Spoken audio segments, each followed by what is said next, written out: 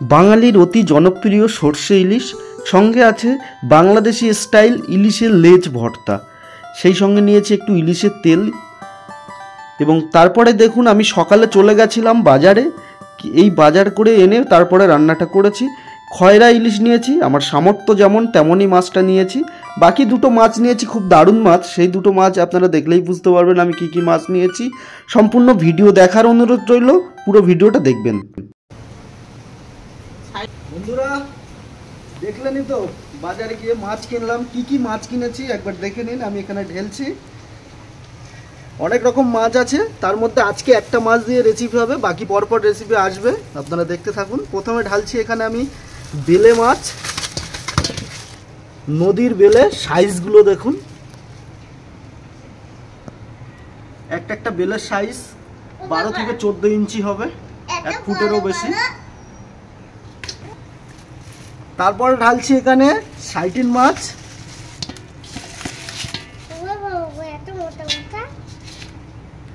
এক এক দিন একটা করে রেসিপি আসবে, আজকে সবগুলো করব না। আর কি মাছ নিয়ে এসেছি দেখুন,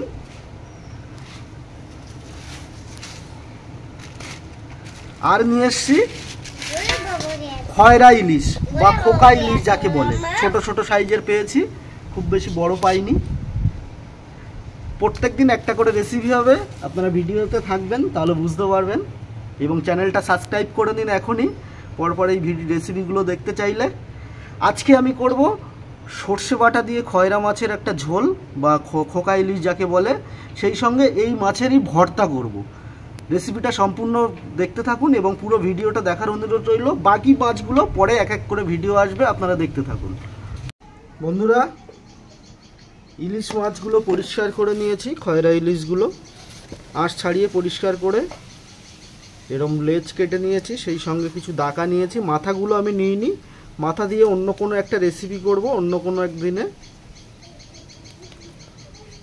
এখন মাছটা আমি লবণ হলুদ দিয়ে একটু ম্যারিনেট করে নিতে হবে। প্রথমে সর্ষে ইলিশ করব, সেই সঙ্গে করব মাছের ভর্তা। ইলিশের যে লেজ ভর্তা, বাংলাদেশের একটা ফেমাস লেজ ভর্তা আছে, মাওয়া ঘাটের লেজ ভর্তা, ঠিক সেইভাবে আমি ইলিশের ভর্তা করব এখানে, আর সেই সঙ্গে করব সর্ষে ইলিশ। এখন লবণ হলুদ দিয়ে ম্যারিনেট করে নিচ্ছি।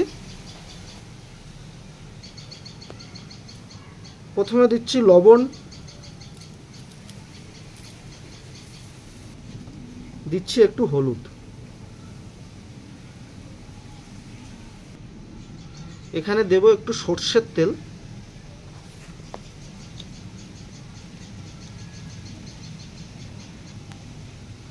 মাছটাকে ভালো করে লবণ হলুদ মাখিয়ে নেব এবং সেই সঙ্গে সর্ষের তেল দিয়েছি একটু।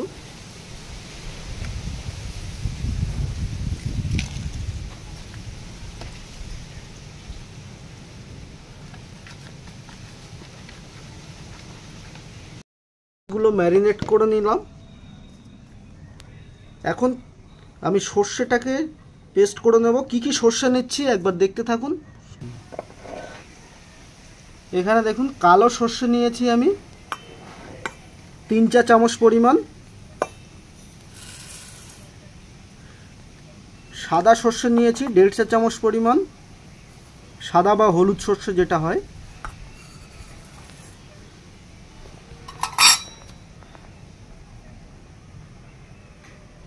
আর নিয়েছি পোস্ত 1 চা চামচ পরিমাণ, পোস্তটা দিয়ে দেব। এখানে দেব এখন কাঁচা লঙ্কা, এই সর্ষে যখন পেস্ট করবেন কাঁচা লঙ্কাটা অবশ্যই দেবেন।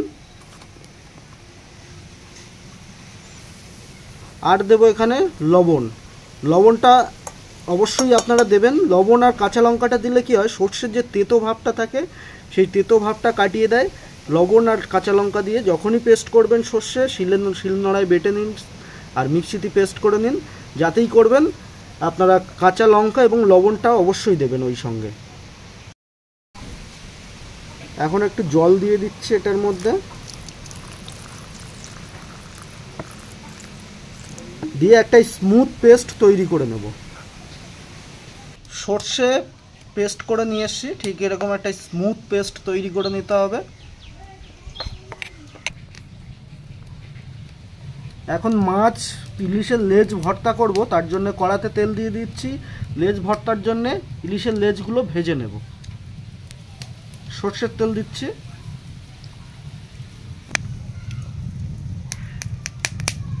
লেজ ভেজে নেব।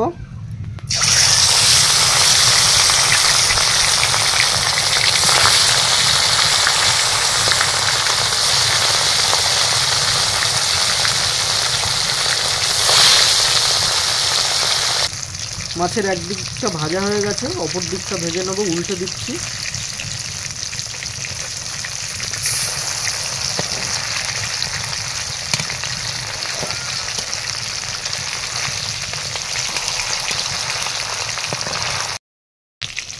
মাছের লেজগুলো ভাজা হয়ে গেছে, এখন তুলে নেব।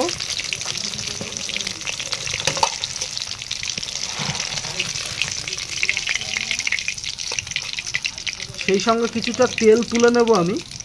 এই তেলটা দিয়ে ভর্তাটা করব অ্যাকচুয়ালি, আর ইলিশের তেল এমনি খেতেও খুব ভালো লাগে। ঢেলে নিচ্ছি।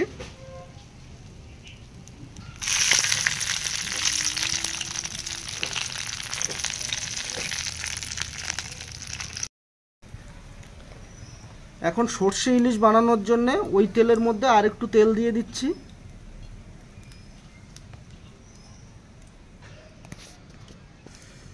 একটু তেলের মধ্যে হলুদ দিয়ে দিচ্ছি। আঁচটাকে একদম লো রেখে দেবেন, না হলে হলুদটা পুড়ে তেতো হয়ে যেতে পারে। একদম লো রেখে তেলের মধ্যে হলুদ দিয়ে দিলাম।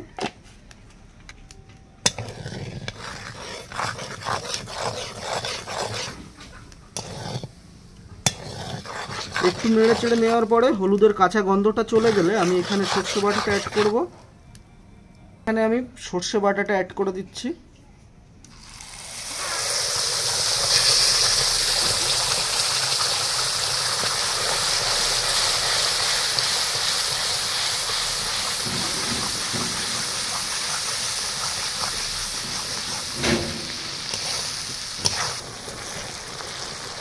একটু বাদেই সর্ষে বাটা যে পাত্রে ছিল সেটা ধুয়ে জলটা দিয়ে দিচ্ছি।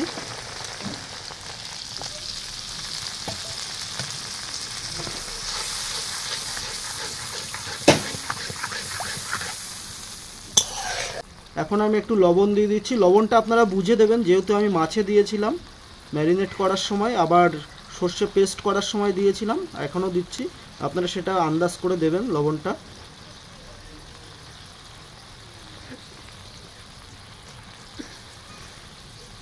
লবণ দিয়ে দিলাম।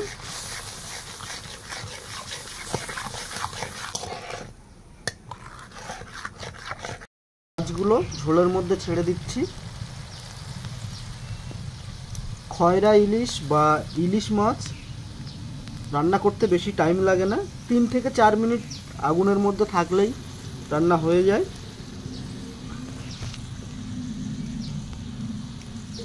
সমস্ত মাছগুলো দিয়েছি, এখন মাছটাকে একটু সেট করে দিচ্ছি।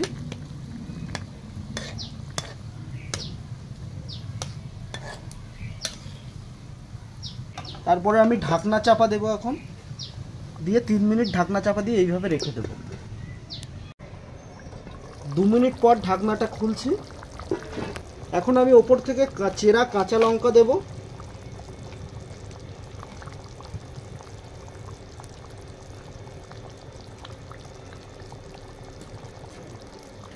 চেরা কাঁচা লঙ্কা দেওয়ার পরে আবার আমি ঢাকনা দিয়ে কিছুক্ষণ রেখে দেব।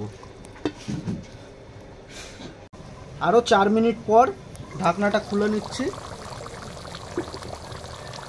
ইলিশ মাছ এখানে রেডি, খোকা ইলিশের সর্ষে ইলিশ রেডি হয়ে গেছে। একটু এইভাবে নাড়িয়ে তারপরে নামিয়ে নেব।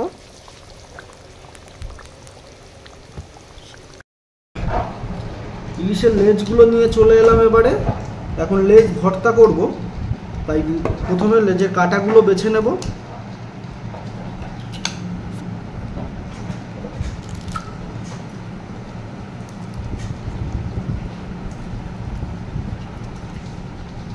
এই মাঝের বড় কাঁটাটা আমি ফেলে দেব।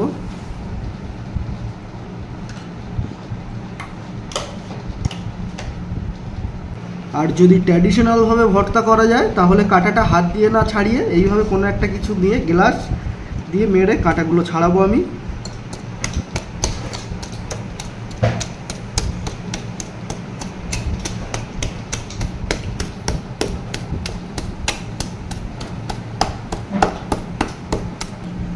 দেখুন কাঁটাটা আলাদা হয়ে গেছে।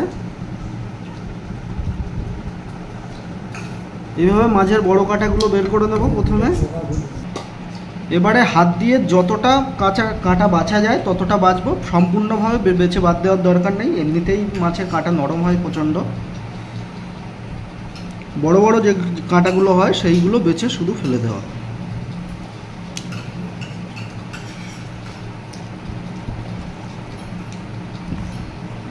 এই ধরনের বড় বড় কাঁটাগুলো একটু বেছে ফেলে দিলেই হবে।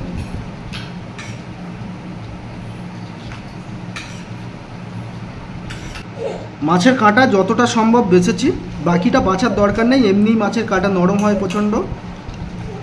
এখন লাগছে আমার কাঁচা লঙ্কা,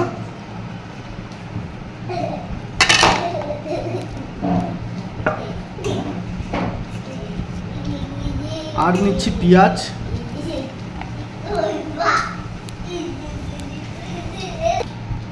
কিছুটা লবণ দিচ্ছি। এখন দেওয়ার পরে পেঁয়াজ আর লঙ্কাটাকে একটু থেঁতলে নেব।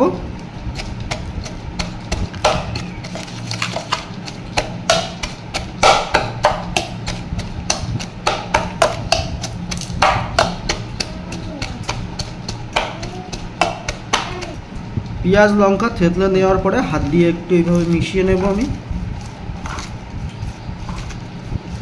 তারপর এখানে অ্যাড করব আমি ইলিশের যে ইলিশ ভাজার বা ইলিশের লেজটা যখন ভেজেছিলাম যে তেলটা ছিল, ওই তেলটা ঢেলে দিচ্ছে এখানে।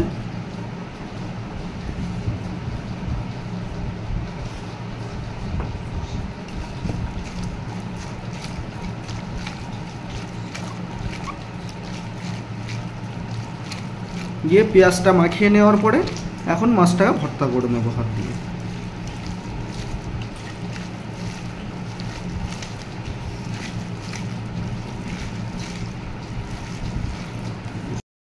ভর্তা এখানে কমপ্লিট। এখানে একটু শুকনো লঙ্কা ভেজে দিলে বেশ ভালো হতো, আমি দিইনি, আমি কাঁচা লঙ্কা দিয়ে করেছি।